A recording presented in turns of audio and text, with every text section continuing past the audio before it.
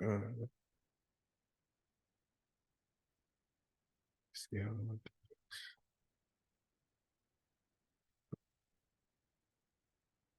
sure.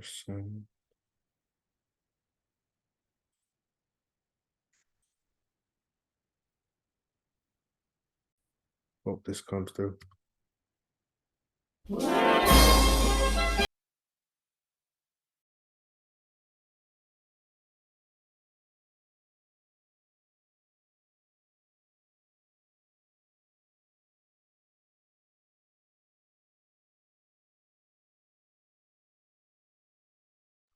I was on mute the whole time. All right, thank you, brothers and sisters. That was our national anthem. If you would, please say the come off mute and say the pledge to the flag with me. I commit my body, mind, and spirit to the protection, defense, and security of of the red, red, black, and green. I dedicate my life to the redemption to the of Mother redemption of Mother Mother Africa, Africa and and the the liberation liberation of her scattered black black children. children. I I accept for myself and my descendants the the teachings of of universal African nationalism. And I And I promise promise that that our our children children will be instilled with the with the purpose and and knowledge of of themselves themselves as as African African people, in in order that struggle the cause of our struggle will neither will falter neither falter nor fail until until all black people people are free and united through through one God, one one aim, and one destiny. Okay. All right. So we got quite a few questions from lesson one. Want to try to go through these as quickly as we can, but this is the longest lesson. And to my knowledge, we got the most questions that came out of here. The first five we discussed last week, so I expect to go through these quickly, and then we'll get to the rest of them. Any questions, comments, concerns before we start? We had just read lesson one: intelligence, education, universal knowledge, and how to get it.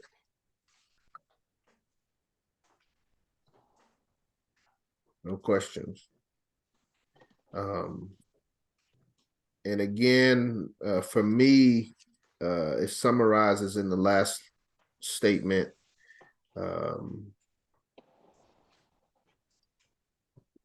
The world is attracted to beauty, either in art or expression. Therefore, try to read, think, and speak beautiful things. But in order to be able to do that, we have to have a strong foundation of history, and we have to be up to date as far as weekly, monthly, and annual publications is some of the things that Garvey talks about. First question: when must we stop learning and stop reading? Never stop learning. Never stop learning. One must never stop reading. No one is ever too old to learn. So never stop learning, never stop reading. This is a lifelong journey. What was Garvey's view on poetry? He felt like one could be even inspired for a career of a lifetime if they read the right poetry. Yep. Yeah. That was a quote in the text. The right line of poetry could aspire an individual to a career. But yes, inspiration. Always select the best poets for inspirational urge. So, and we should know that as the preface or foreword said, they said that this is the closest thing to a book next to Garvey's poetical works. So Garvey's poetical works, we should know that Garvey was a poet, and his compilation of works is part of our new Marcus Garvey library. What was Garvey's view on history? He said you should read history incessantly until you master it. Oh my goodness. You're killing it. You're killing it. What was the primary form of history that he proposed?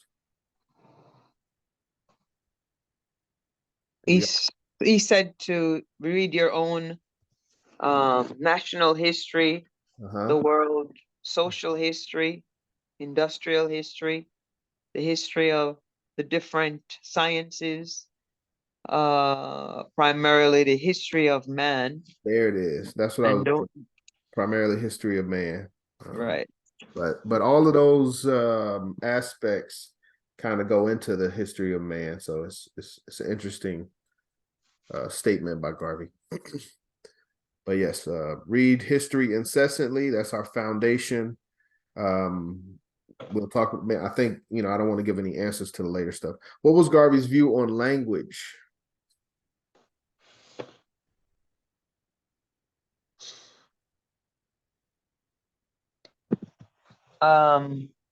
To read intelligently, you must be able to master the language of your country. Let's see, the grammar, you should get acquainted with the grammar and Yes. the science of it. People judge you by your written and your speech. Yes, I would. Yes, I would summarize it in your mastery of language. Right. But so this is lesson 1, and this is what Garvey is stressing early on. But mastery of language, mastery of history, never stop learning, never stop reading, and always look for inspiration. So what subject should we never write or speak about, and why? What Things subjects? that we're not fully mastered in. I think good way of saying it. And why shouldn't we speak on those things? Because somebody else who's more advanced in it could take over and basically embarrass us. Yes. Yeah, you get exposed, as they say nowadays. But never write or speak on a subject you know nothing about. There's always someone that knows more that's waiting to ask you a question to embarrass you, just like the Lady President said. Any questions, comments on these first questions? All right, we'll keep going. No questions, comments, correct? All right. How often should we read? First question, how often should we read? Second question, when is the best time to read, according to Garvey?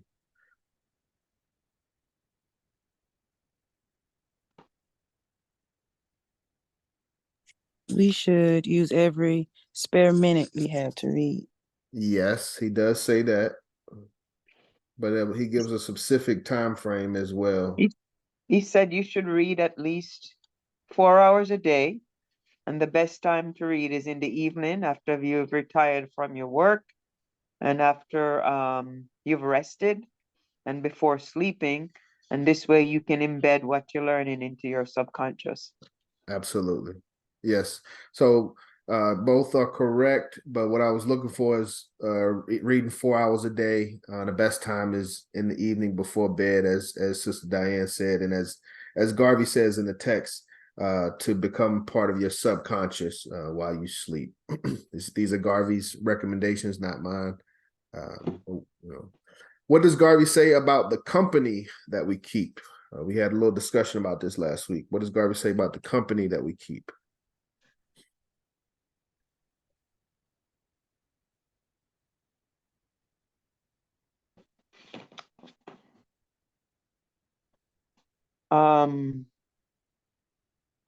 Never keep constant company with someone that don't know as much as you, or who isn't as educated as you, from who you can't learn something or reciprocate teaching them something.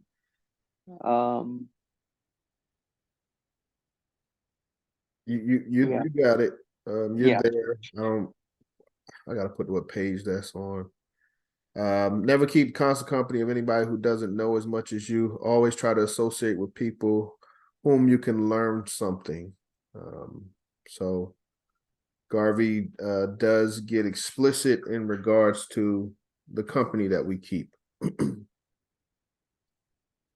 Questions, comments? He also said to keep company with the authors of good books.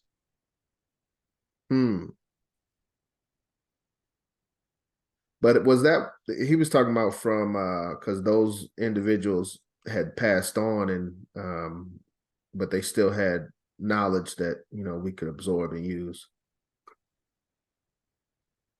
I think that's what he was saying. Like even if you can't find people that are alive, there are people Right. who wrote books in which you should keep their company. But I don't know if I had a question for that one. I don't know where I'm going with this one. What two things must be done in the quote unquote desire to accomplish greatness? Oh, I think I remember this. What two things must be done in the desire to accomplish greatness?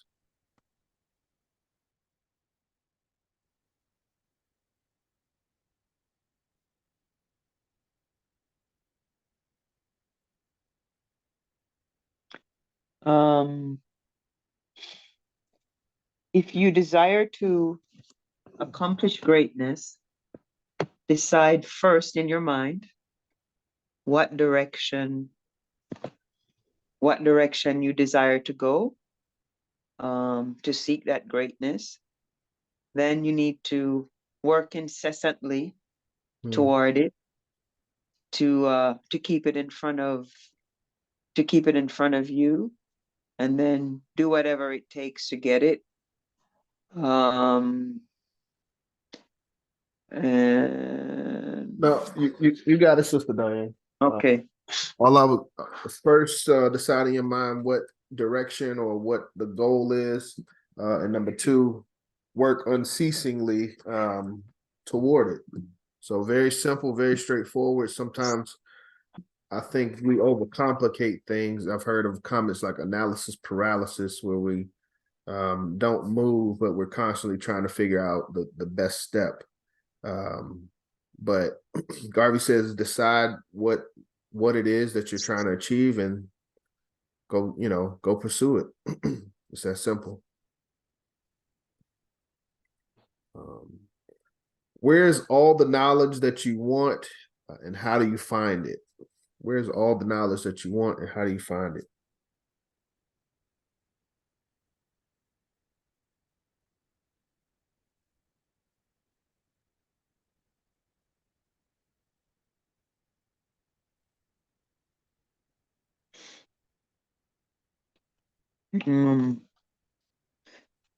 All of the knowledge that you want is in the world, and all you have to do is go seek it and never stop until you find it. So some places he recommend is a public library, having your own bookshelf at home, stocked with some good books. And he talked about encyclopedia. I guess today that would be internet, Google, or whatever source we have at our disposal today. But yes, all the knowledge that you want is in the world. All you have to do is go seeking it and never stop until you find it. But yes, Sister Diane, you're absolutely right. It was the Encyclopedia Britannica in Garvey's day. I would argue, search engines, internet search engines, or even AI at this point are becoming the standards for the limits of knowledge. So if there's anything we want, we got to figure it out, go get it. And if there's anything we need to know, it's in the world, and we can go get it. We can pursue it. Questions, comments?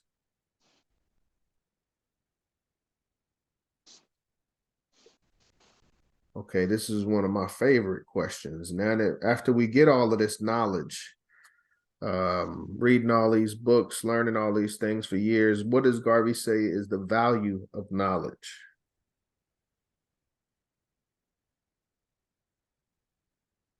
What is the value of knowledge, according to Garvey?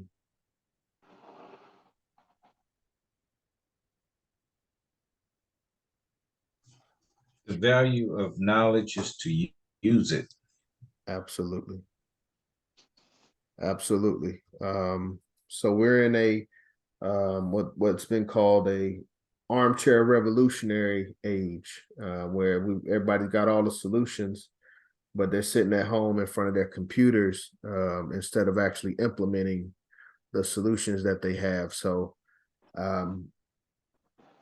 we shouldn't. There's going to come a point where we shouldn't even have to tell people what it is that we know or what our abilities are, because as we use them, they'll be evident. You know, our knowledge will be evident based on our actions. Questions, comments? Again, that's one of my favorite ones. Definitely going to be an exam question. What is the value of knowledge? All right, another good question, foundational question. And in reading, is it necessary or compulsory to agree with everything that you read, and why? First, is it necessary or compulsory to agree with everything that we read?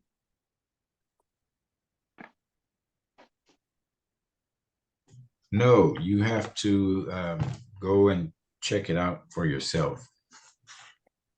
In a sense, yes. Apply your own rationale, your own logic. Garvey used the word reasoning.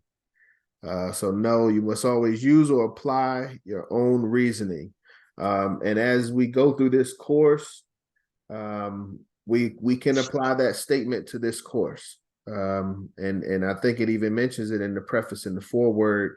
The editor or the president general at the time may have considered the course outdated in some aspects. So I like this because it gives us the freedom to criticize Garvey's text and update it based on our opinions. Questions, comments? Okay.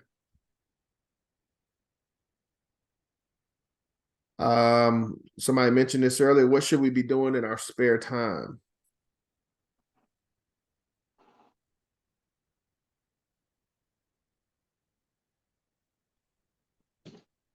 What does Garvey recommend us do in our spare time?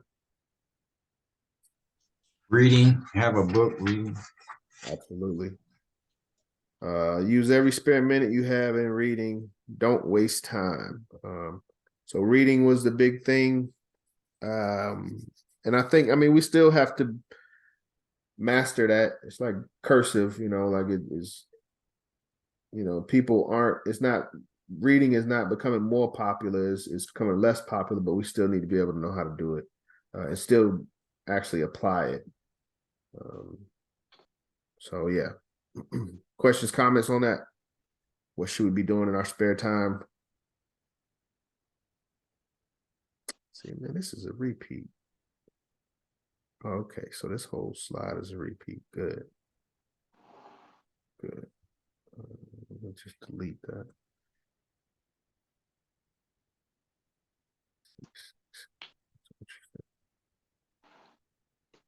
Okay. What other languages should we read or understand? No, to understand English. Garvey talked about 2 other languages. I think Sister Diane, you had kind of mentioned them last week. But in order to master English, what other languages does Garvey recommend us to have a level of understanding of? Latin. Latin. Latin, a lot of the English word he said are of Latin origin. And he also mentioned that some of the English word have French origin as well. Absolutely. Latin and French. I think I said German. That's not a, but yes, Latin and French are the answers. Let me take German out.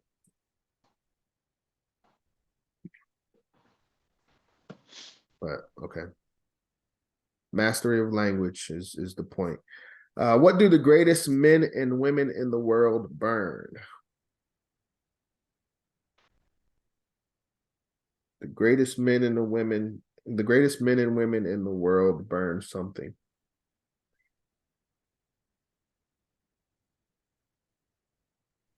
The midnight oil. Yes, I think he used midnight lamp. Lamb. Yeah, but oil lamp, we you got it. I think the understanding is the same.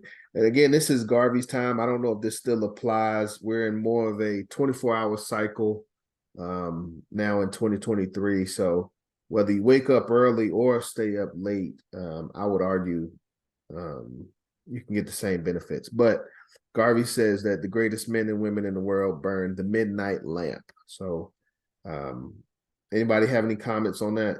Questions?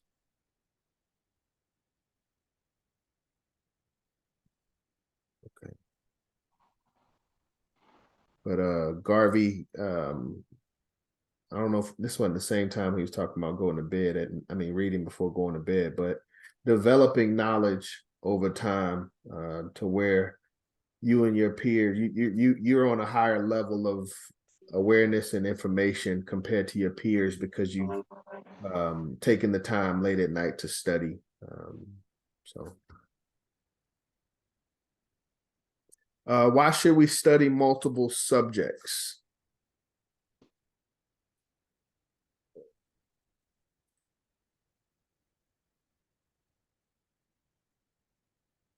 Why does Garvey recommend us study multiple subjects?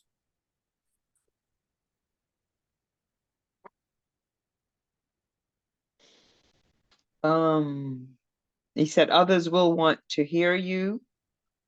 You will become an invaluable in your community and in your country.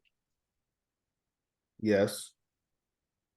But I think the multiple subjects, I'm pretty sure the multiple subjects was more particular. Well, he listed some like geology and ethics, psychology, theology, philosophy, mathematics. So this kind of what I was saying on the previous question about burning the midnight lamp. On page 9, Garvey says, by doing this week after week, month after month, year after year, you'll be so learned in the liberal arts as to be ready and fit for your place in the affairs of the world. Oh, yeah. Yes. So we have to be well-rounded. We can't, Garvey doesn't promote us to just be specialists of one particular thing. If somebody wants to talk about agriculture, we should know something about that. If someone wants to talk about industry or automation, we should know a little something about that. AI, health, anything that affects our people, we should have at least casual knowledge of it. Okay. Next question. Why should we keep our private libraries secure?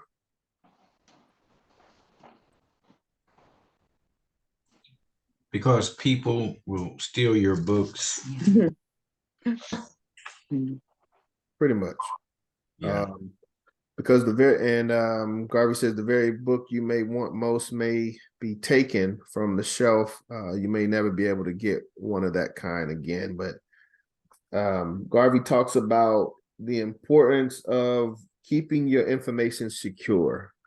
Again, this is lesson 1. This is the foundation of how we become, our final form. So the process of development has to be protected. I couldn't imagine if I lost my Garvey, message to the people, course of African philosophy with all my notes and everything on it. I couldn't imagine losing that. So just putting that responsibility back on us to protect the things that we consider important. Questions, comments? He said books are one's best companion. get them and keep them Right. He and lock your mentioned, library. he mentioned if you had, some extra money, use it on a book, buy books. So. Big proponent of reading and books. All right, so next, this is a good one. What book does Garvey suggest us to read a chapter of every day? Garvey's words, not mine. What book did he recommend us read a chapter of every day? The Bible. Not the Bible, was it? Yes, it Read was a the chapter. Bible. Yeah. Page 10, read a chapter of the Bible every day.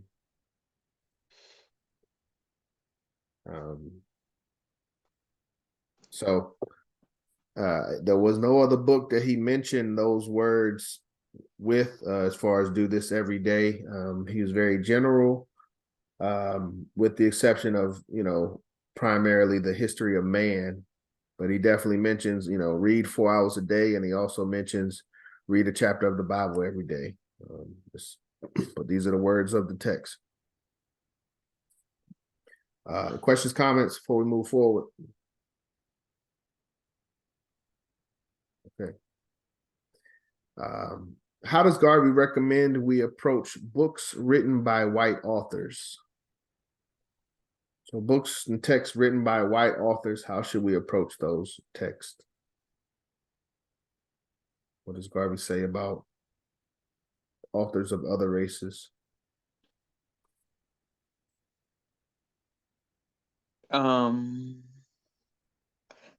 He says to basically be aware of the fact that books written by white authors are not written for our particular benefit or for the benefit of our race.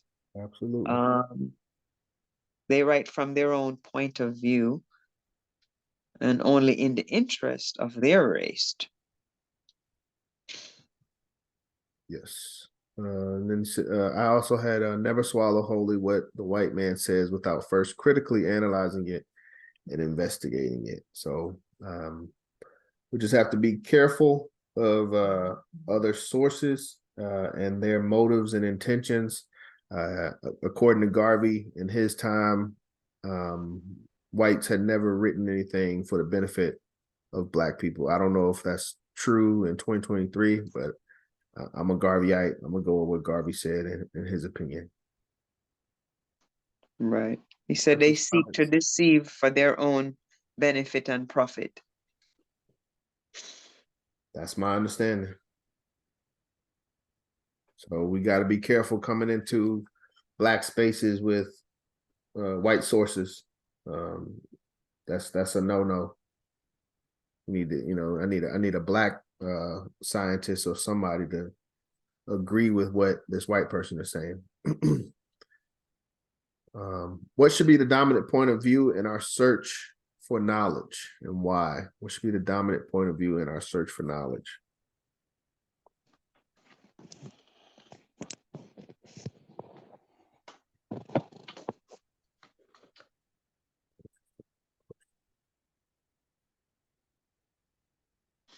The dominant point of view is seeing things from our point of view. Mm-hmm. And whatever facts we can twist to suit the Negro's psychology of things. And that the educational system of the day hide the truth as far as the Negro is concerned. Yes. Negro point of view was the main thing that I was looking for. Race first, thinking from our own perspective. But Garvey says, as Sister Diane said, you are a Negro striving for Negro supremacy in every department of life, so that any truth you see or any facts you gather must be twisted to suit Negro psychology of things. That's an interesting statement by Garvey. Questions, comments on that? Negro point of view should be the dominant point of view in our search for knowledge. Number 20, what historical sources show that black was an important color among the races? It's basically, the question is, what sources show blacks in a dominant leadership standpoint, significant historical standpoint? Yeah, significant historical, I think is better.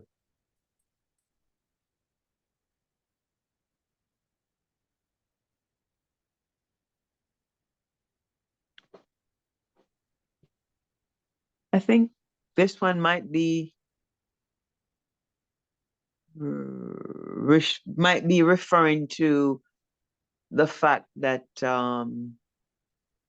historically there are many things showing black people as the first of all creation and things along those lines. Yes, but he mentioned some particular historical sources. It wasn't the Bible, was it? Bible was one. Even time I can feel your energy every time you bring that answer. Bible was one. The second one, I'm gonna go ahead and, it's not an easy question. It's not something you have to remember. Egypt, the pharaohs and the Sphinx, but he talked about those two sources on page 13.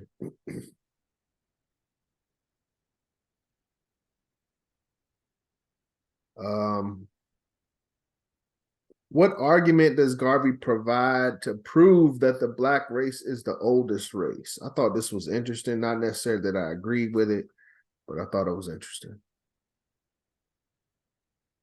He says that a black man was great in Africa, succeeded in Mediterranean in Africa, and had been succeeding in running him across the Mediterranean and southern Europe.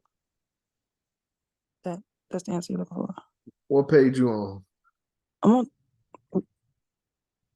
Whoops, I'm on 12. Sorry. It should be That might be 13, 14. No. It's later. It might be when he made reference to we are dark, which is a testament of how long we've been around. And something about that, I think. Yes, that was it. He said, your argument is that in nature, everything by way of age darkens because you are darker than the rest of men, proves logically that you are the older than the rest of them. But he also said, like, if a man started out white and lived to be 600 years, then he would, by that time, he would be dark. So again, not necessarily something I agree with, but it is in the text. You know.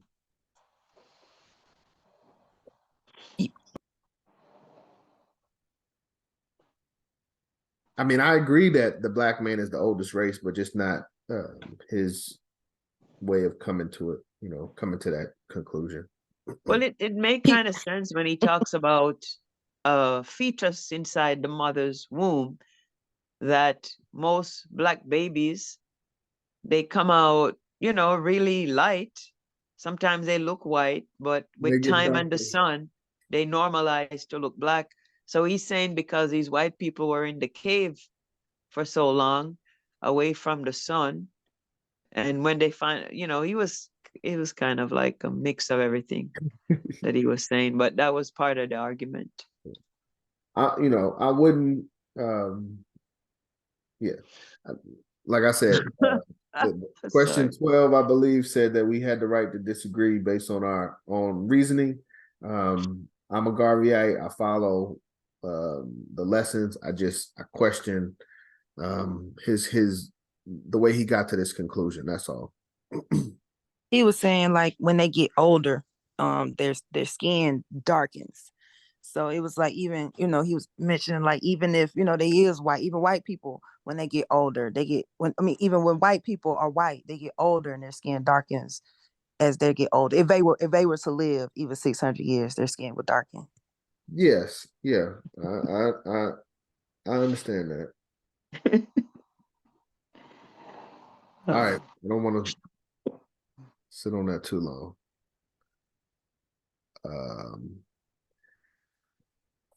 I think this is the last question that I have, and y'all might be lucky because I feel like there was more stuff than this. Why does Garvey say that the black race has a special claim to Jesus and the cross?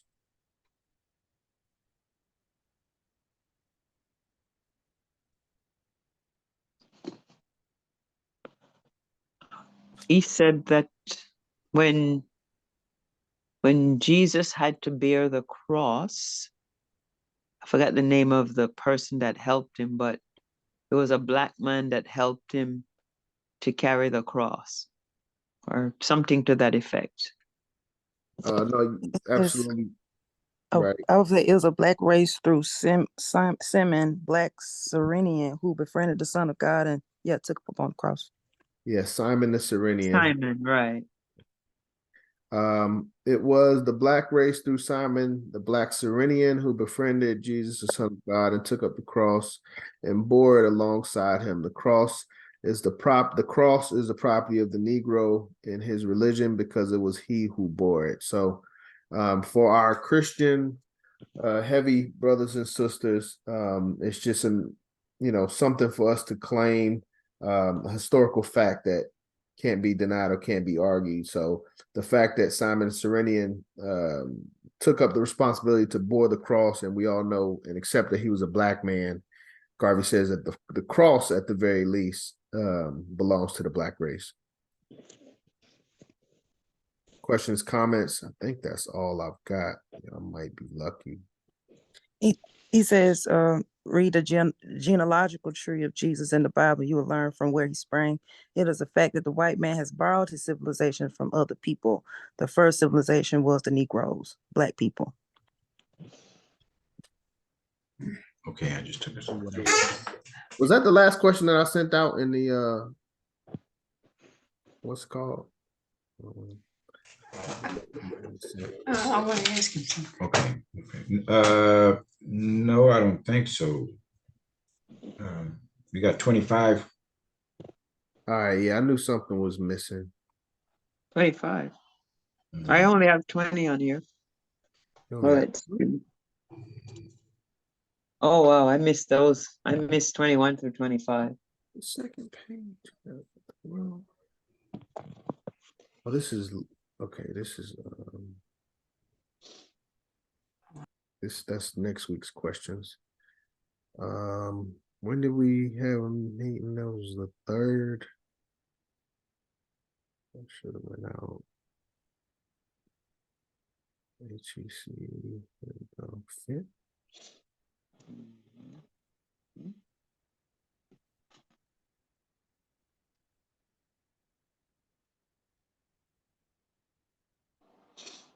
Something. Well, go ahead.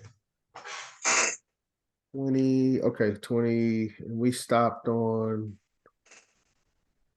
22. 22. 23. Why should we study sociology? I didn't know I gave y'all I was supposed to give y'all the pages on that one. But sorry. Just want to ask him one question. Brother, President John, I just have a question, please. Yes, ma'am. Do you think that was Marcus Garvey a very religious person?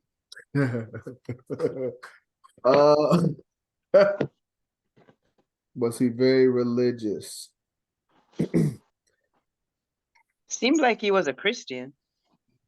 There are some speeches of him, speaking on Christmas Day, and speaking of the history of Christmas and things like that. I would say yes. I would say yes. Okay. Now the thing is, one thing with that, he was, and we'll get into this in some of the later lessons, He was adamant about his faith. He promoted the benefits that he saw in his faith, but he also respected other faiths. I have to do the history, but to my knowledge, we had Hebrew Israelites and as well as Muslims that were part of the foundation of the UNIA. So although Garvey was what he was, a Christian, he didn't stop that from working with other brothers and sisters, other people of Negro blood.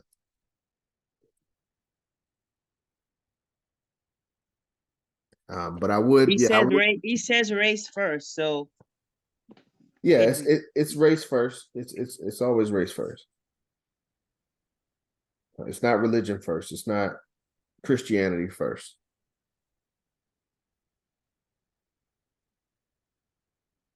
That's something that I said on last meeting Sunday. That's, we've tried to unite under nationality or religion, but those have been infiltrated. Even, you got, people of non-African descent that are born on the continent and have a greater claim to being African than brothers and sisters here in America. I would say African American. So it's not nationality. Our religions have been infiltrated. It can't be religion. It has to be race.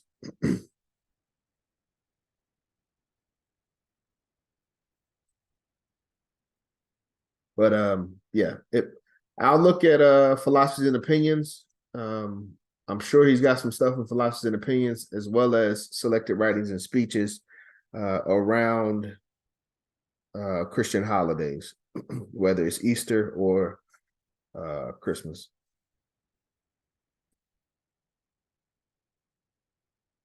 Okay. Sister Aziza, you good?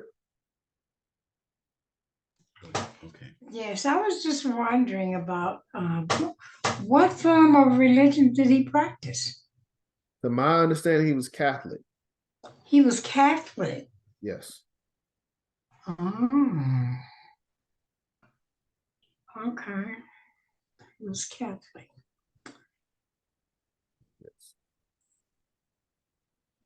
Even the structure, the potentate as part of the UNIA Foundation, I've been told the roles and responsibilities were similar to the Pope or modeled around the Pope. But that's hearsay. I don't have any documentation to prove that.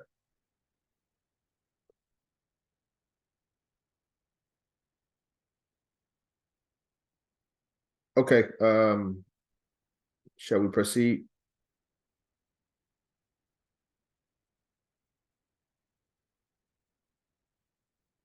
Sister Aziza, we good? Yes, that was good. Okay, thank you. Yeah, we'll have to do some research on Garvey's religious beliefs. But I'm pretty sure he was Catholic. Why should we study sociology? What does Garvey say about the study of sociology? I'll look it up. It tells you about the nature of the different races, basically. Garvey says you must pay great attention to sociology. Get the best books on the subject that you can and read them thoroughly. Find out the social relationship among other races so that you may know how to advise your people in their social behavior. Okay. Never admit that the Negro is more immoral than the white man. Try to prove the contrary. Socially, white man has debauched and debased all other races because of his dominant power. Okay, I'll just read this last line. He is responsible for more illegitimacy among the races than any other race.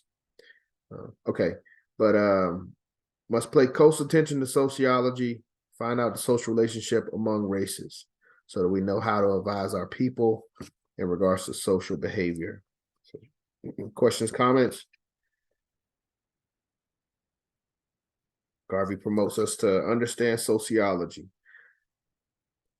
Okay, number 24, what happens when we constantly read facts? Page 17. Uh-huh. So,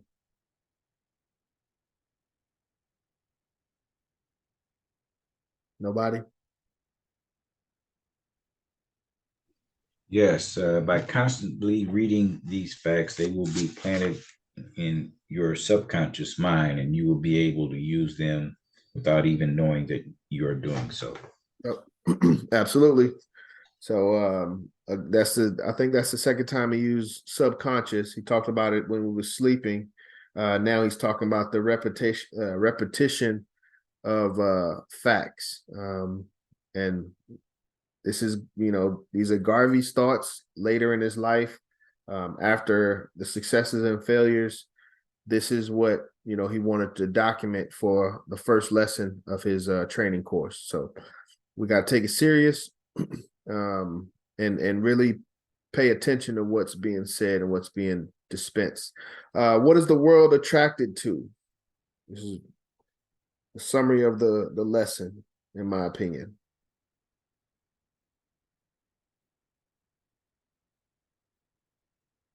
What is the world attracted to?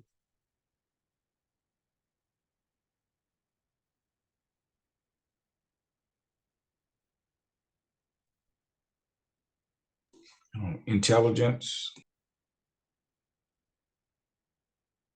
In a sense, Garvey says at the end of the lesson, the world is attracted to beauty, either in art or in expression. So that could be an intelligent lecturer or a great speaker, someone that can solve a problem, or it could be a athlete, a dancer, an actual artist, musician. It's something that we admire, something that we respect. The world is attracted to beauty, either in art or in expression. Therefore, try to read, think, and speak beautiful things. Questions, comments?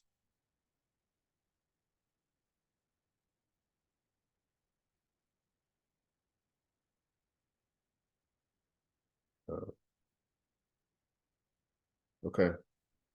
And there was a line in lesson 1 in regards to the Bible, but he said to read the Bible for the words that are coming to my mind are historical context, but he was saying basically for a long time, this was the standard of knowledge.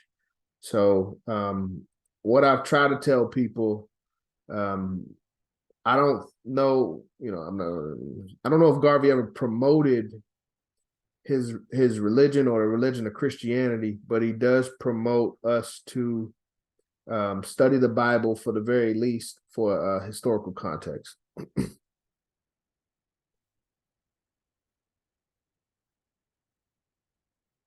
All right. Where's my book?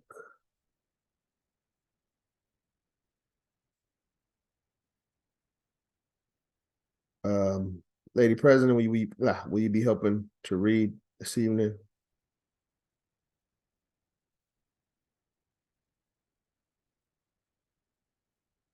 Lady President, you there?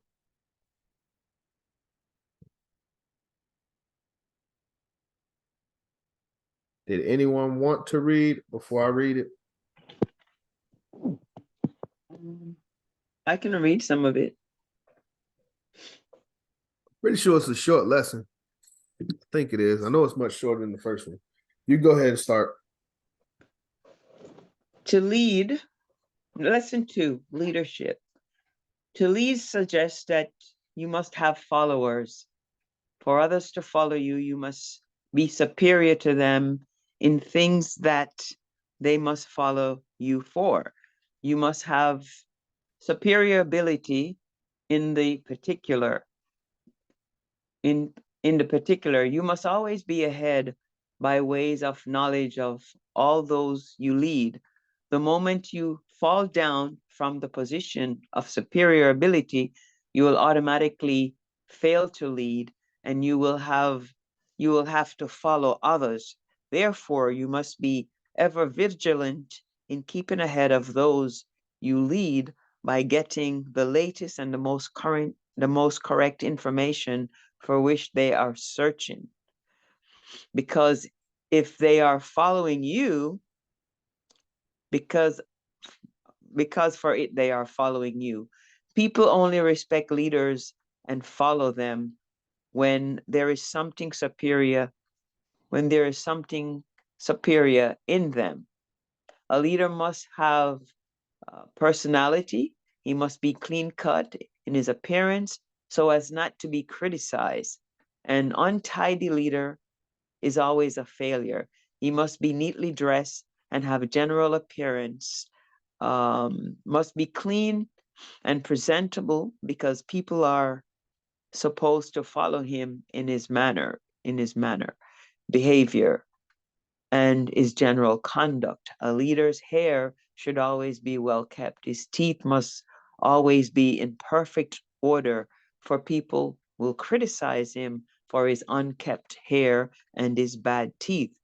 Your shoes and other garments must also be clean. If you look ragged, people will not trust you. They will critically say, he has no clothing, his shoes are very poor, and it is logical that whatever money he gets hold of, he will use it on himself rather than for the purpose for which he makes his appeal. Never show your personal poverty to those you lead.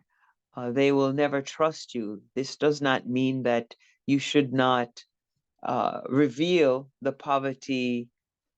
You should not reveal the poverty of the cause you represent, because that cause is your cause and the people's cause in which both of you are interested. Never tell lies to those you lead. Sooner or later, they will find you out, and then your career will come to an abrupt end. No man ever trusts a person a second time who he disbelieves once and has proof of his disbelief. A leader under all circumstances must carry himself with dignity. He must not be a snob, but he must maintain his pride. A leader cannot well afford to mix himself up with anything that is not dignified or self-respecting. If you have to do something that you know you will be morally and socially ashamed of it, someone else ashamed of, if someone else knows, never do it. But if you have to do it, see to it that you are careful that no one else knows. Don't carry your weakness on your face or in your eyes. Somebody will detect it and you will be ruined. If you have personal weaknesses, try to conquer them and hide them as long as you can until you have conquered them. Otherwise, you will be ruined. Every man can conquer his vice by bringing his subconscious will to play upon and against such vices. In everything you do, play the gentleman. Never be a hog. Never be a hog. It doesn't pay. You lose a friend every time you play the hog. Keep smiling with the world, even though your mother is dead. Smile with the world, and the world will smile back at you. Be vexed with the world, and the world will be vexed with you. Nobody is obligated to you to make you happy, so don't carry your sorrow to the world and on your sleeves. Keep them to yourself and get out of them the best way you can. Leaders are not children. They must not therefore act as children. Leaders must be self-possessed, confident, feeling self-reliant. When your followers see that self-confidence, they will believe in you and follow you. Always speak out right from your head and from your heart. If your heart is not in it, it is a lie. If your head is not in it, it is pure sentiment. Your heart and your head must work together. People observing you can always tell when you are sincere. That is, when you speak from your heart and your head. They can always tell when you are fooling them by looking into your eyes, and you cannot stand their gaze. At that time, indeed, you are lying. When your heart and your head is in it, your whole body expresses the truth, and you can hold any man's stare.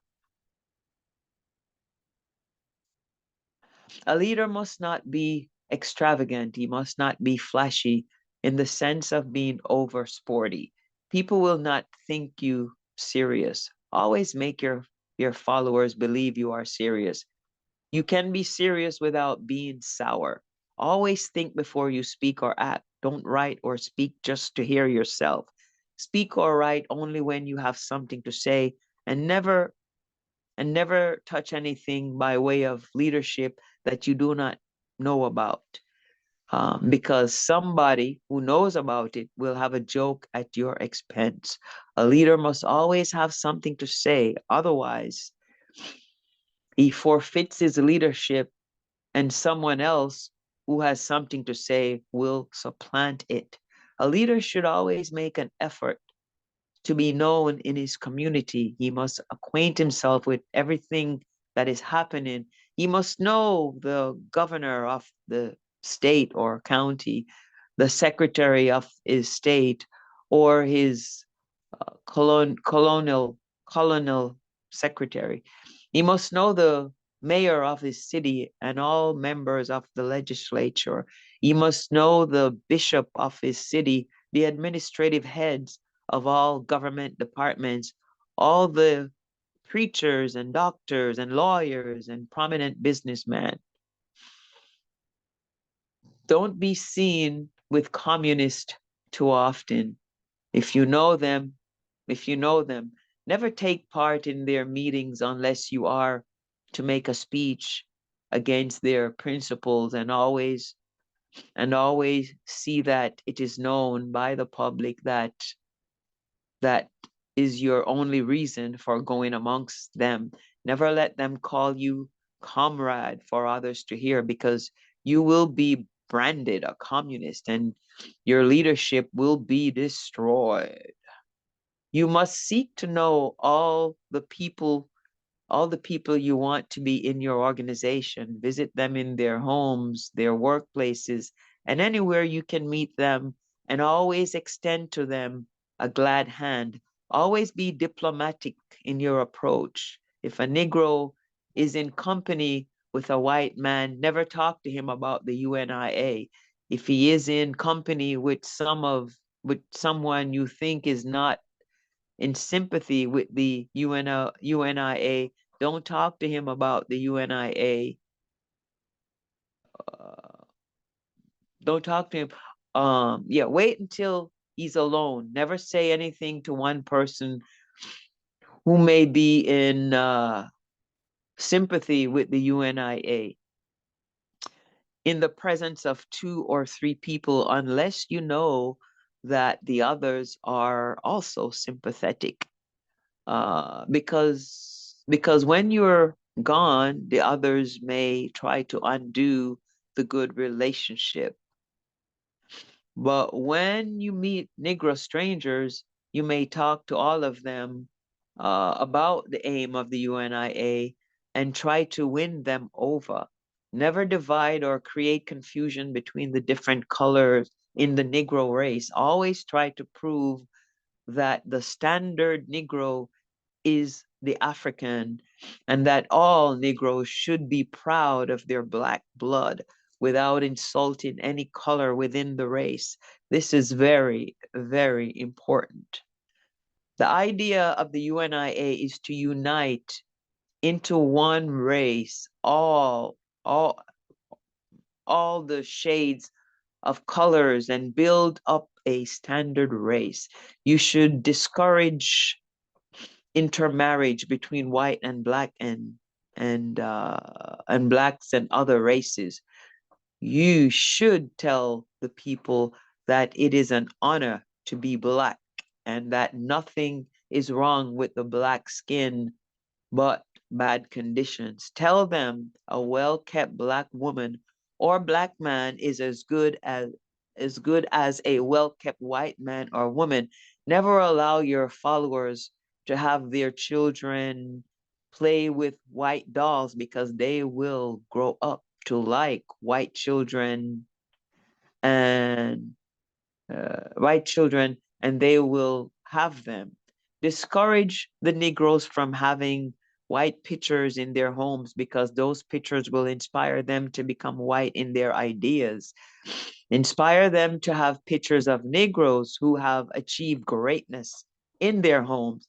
Tell Negro parents that they must teach their children Negro history, Negro pride, self-respect in their homes to counteract the elementary and high school education they get that holds up the superiority of the white race.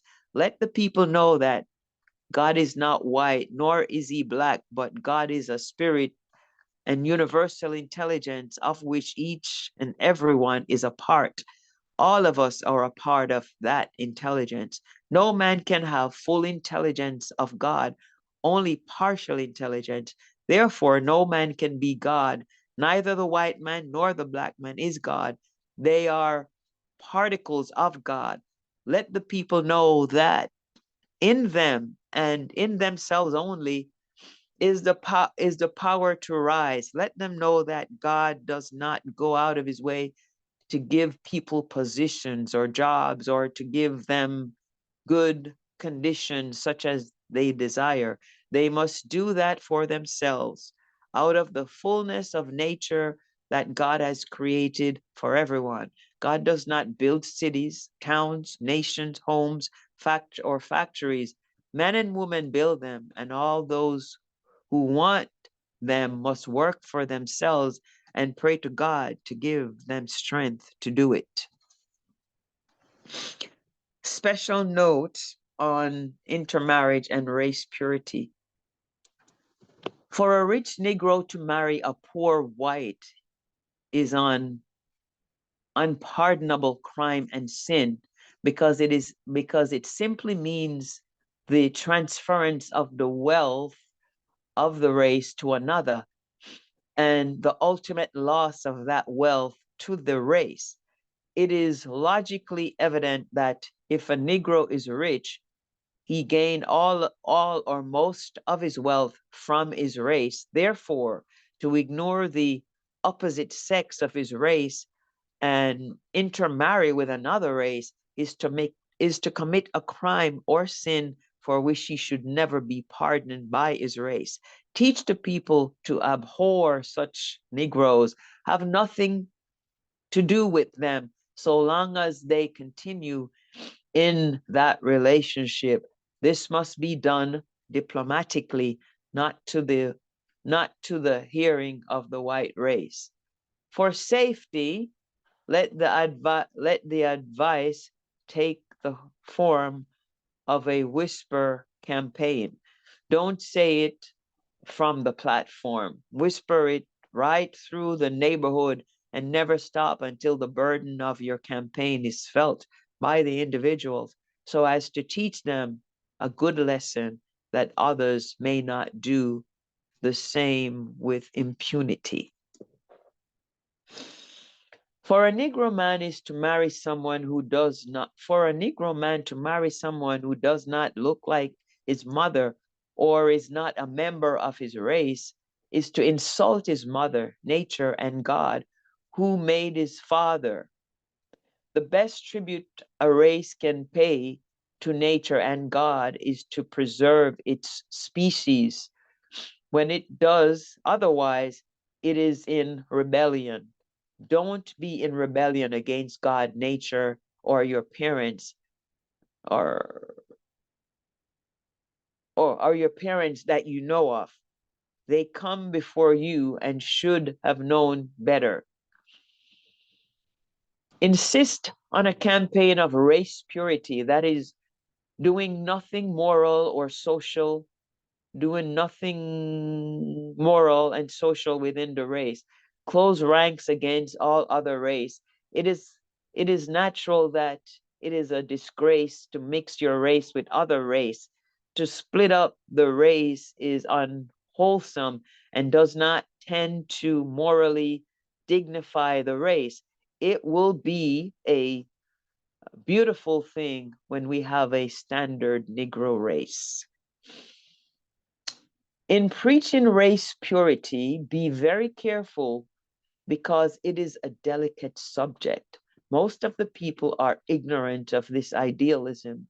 You must never put color within the race against color. You must never insult any color within the race.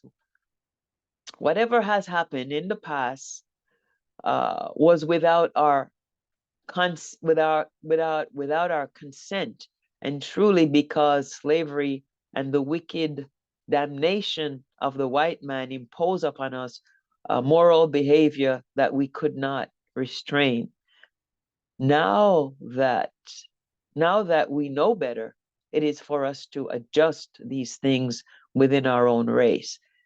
Teach the people to respect all shades of their own race and never have prejudice against anyone because he's black, brown, yellow, or any shade the white claims is not white. Never allow any other race to preside over your affairs.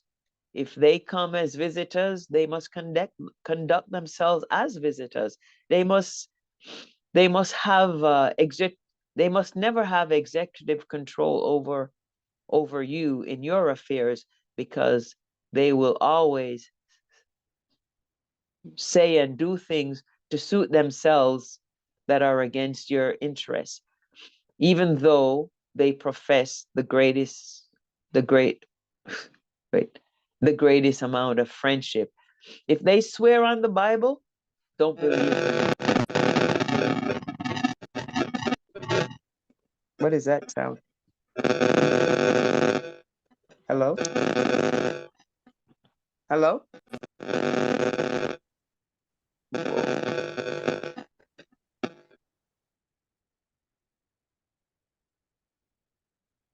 Are you guys hearing me? Yeah, Brother Andrew, you got some feedback. Go ahead, Sister Diane. Okay. If they swear on the Bible, don't believe them. If they swear in God, don't believe them. Accept their friendship for all it's worth to you and nothing more. Their interest as a race can never be yours, whether they are Europeans, Asiatics, Jews, or whatever. Never trust a Jew. Don't let him know that he's playing the odds against you all the time. He plays with he plays with loaded dice. His cards are marked. You can never win against him. Make this secret whispering propaganda in every community when you go into a Negro home. Whisper all the time that the Jew is bad. Flatter him as he flatters you and robs you. Never give him a square deal, because he's never going to give you one. Tell him how much you love his people and how kind and nice his people are. Get all you can from him and give him nothing back except good words and pleasant smiles. That is his policy. The policy of the Jew is, if he sees a Gentile dying on the pathway and a penny cover his eyes as a hope for recovery, he will take it off and let him die. He will not do this to a Jew. You have your answer to this. Treat him similarly. Always try to get something from the Jew, because he's always robbed you and your fathers, in that he believes he is the chosen of God. and such as others, and such all other man must pay tribute to him. This is false and fictitious. It is a Jewish propaganda. Ignore it and let him pay tribute to you if tribute must be paid. Thank you, Sister Diane. So that completes the reading for lesson 2. We're going to the questions for lesson 2 next week. It's only a few. But while we're here, any questions, comments on leadership? Great job, Sister Diane. Thank you.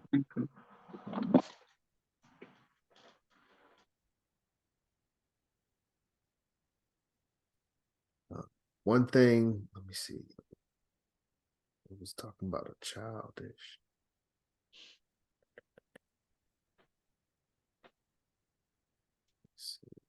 Children. Yeah, leaders are not children. They must not therefore act as children.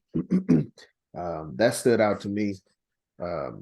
He makes another analogy from children later on in the lesson. So I never caught that in my original readings, but it's just interesting to see how he worded that. Leaders are not children and must not therefore act as children. Leaders must be self-possessed, confident, feeling self-reliant.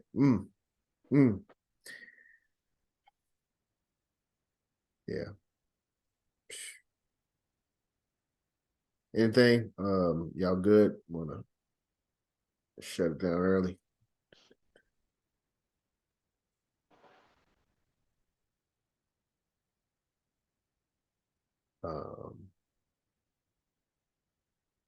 Yeah, let me just go through prep the questions, see what how y'all paying attention.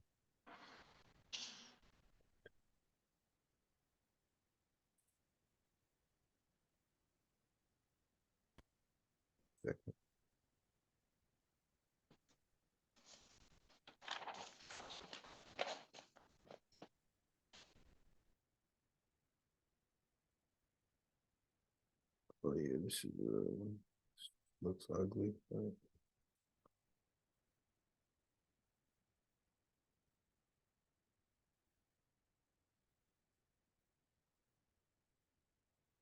Discuss these for a few minutes.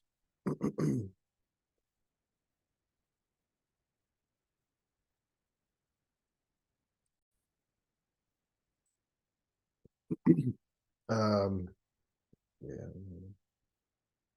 we're not gonna go through the whole lesson, but just a few minutes. Lesson 2. What does Garvey say? In order to lead, what must we be to our followers? He uses a particular word.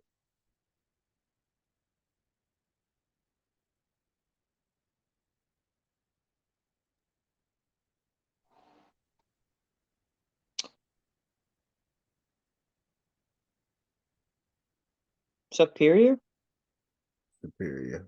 I think he was in meaning in being ahead of the game, but not necessarily like you're better. Superior. I'm glad you said that. I'm glad you said that. I agree.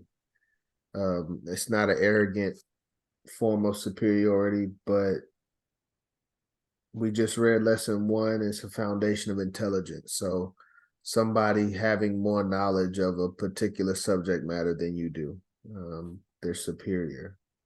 It's not a, an arrogant thing, but it's just to lead suggests that you must have followers for others to follow you. You must be superior to them in the things that they must follow you for. So those are Garvey's words. Superior is the answer.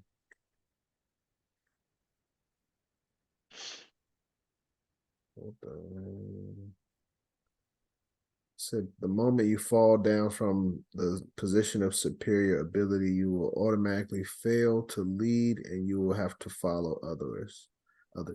People only respect leaders and follow them when there is something superior in them. So superior. What must a leader be concerned? Why must a leader be concerned with a clean appearance? It's a clean experience. Why must the leader be concerned with a clean appearance? So, so as not to be criticized. That's what I was thinking. They will critically say he has no clothing, his shoes are very poor, and it is logical that whatever money he gets hold of, he will use it on himself. But yeah, criticized, I think is the general thing. Garvey would elaborate on that further, I think, in elocution, but keep that in mind. People are always willing to criticize those that accept a position of leadership. So those that are standing out front, making the speech or whatever it may be, everything that they do will be criticized. What are some characteristics of leadership according to Garvey? I just exposed it, but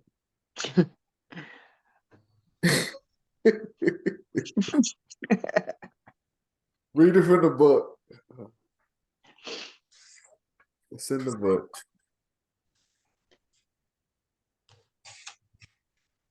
Clean teeth, well dressed. Hair. Neat. Your appearance should always be Clean, yeah, hygiene, personality, I think. Yeah. So personality, dignity, not a snob, maintain pride, strong, gentleman, maturity, self-possessed, confident, self-radiant, not extravagant, serious. So from pages 19 to 21, those are some of the characteristics that he gave for this lesson titled Leadership. So he's not always explicit, but we you know, he left us the lessons, and we have a chance to chop it up and work through it. What does Garvey say about your heart and your head? What is it? What does Garvey say about your heart and your head as a leader? Your heart and your head.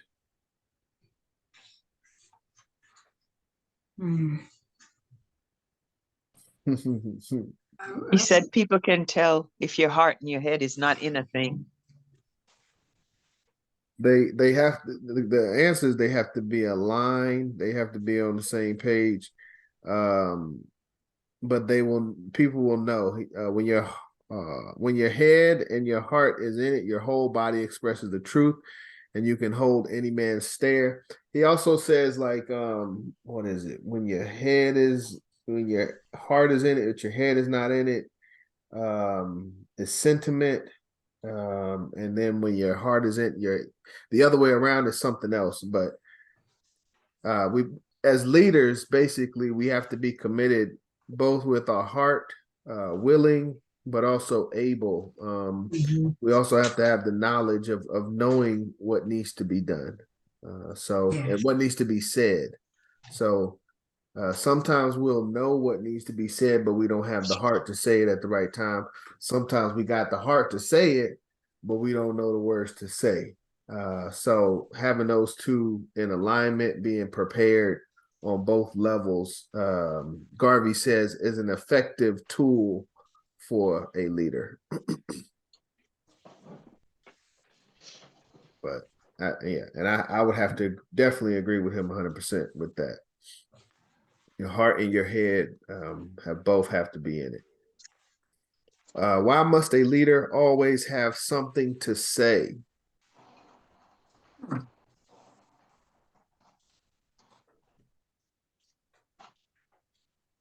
Why must a leader always have something to say? Because if you don't, someone else will come along and speak on a subject, and people will listen to him and think maybe you don't know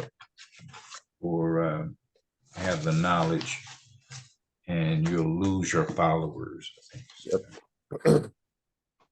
Absolutely. We have to keep in mind, just on the last lesson, he said, you know, we just went through those questions too. He said, don't speak on things if you don't know anything about it. But then he comes right back. The next lesson, it says that a leader always got to speak.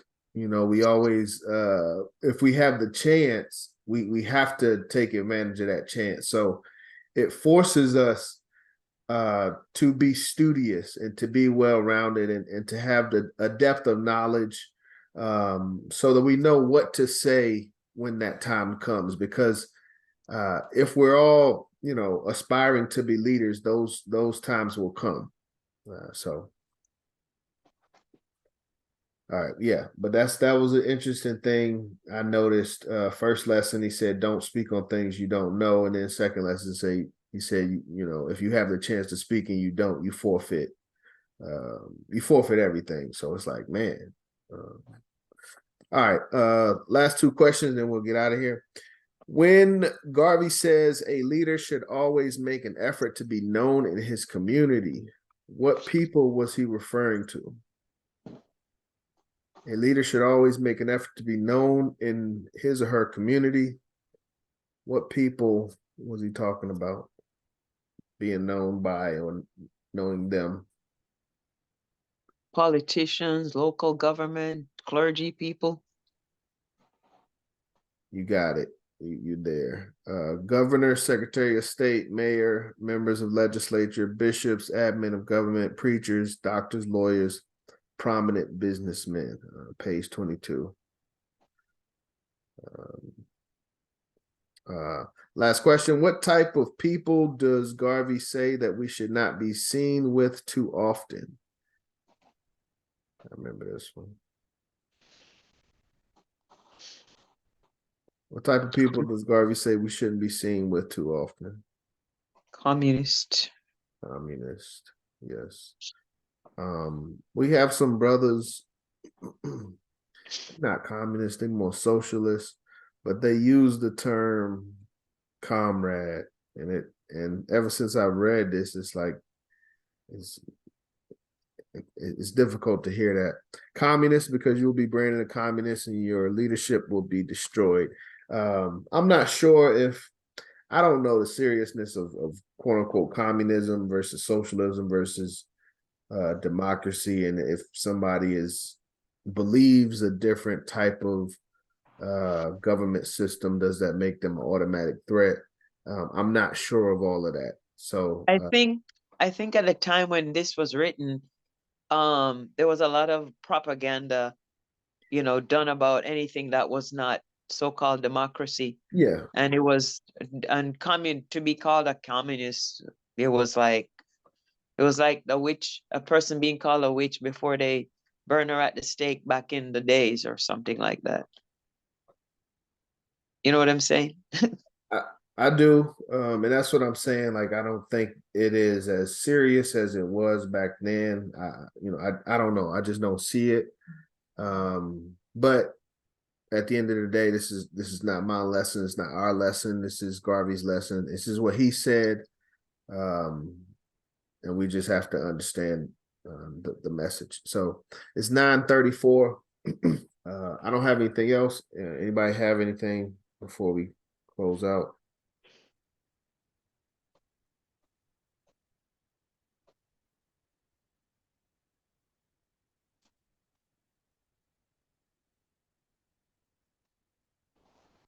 No.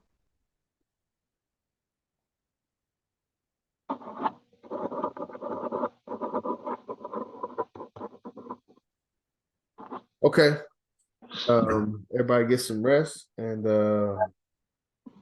next week we will we'll finish up the questions for lesson 2 and read lesson 3 titled The Aims and Objects, I think is the title. But that's another foundational lesson. We talk about the 11 aims and objectives. Garvey gives his interpretation of each one of them. So If we don't have anything, we can close out. Let me see. Anybody wanna? Okay. I'll go ahead and close this out. What next? What time would it be the meeting next week? 8 p.m. Eastern, What day? Tuesday. 8 p.m. Eastern Tuesday. Where you calling from? Indianapolis. Okay, you got the message from Brother Raz. Ross Marvin? Yeah. Okay, cool. Yeah, same Zoom, 8 p.m. next Tuesday. Time zone, 8 p.m. next Tuesday. Okay. That's East Coast, 8 p.m. East Coast. I don't know if Indianapolis, I think y'all at Mountain Time or something like that. But 8 p.m. Eastern. All right, family. We'll get back next week. If you would come off mute, repeat after me, close out. One God, One One God, God, one aim, One one aim, one aim, one destiny. one one destiny. one destiny. Africa Africa, for the Africans, for For the the Africans, Africans, those at home those at those at home, home, and those abroad. And Those and those abroad. All right. Race first, family. Let me race first. race First first. fish, thank you. Good night. peace. Peace and love.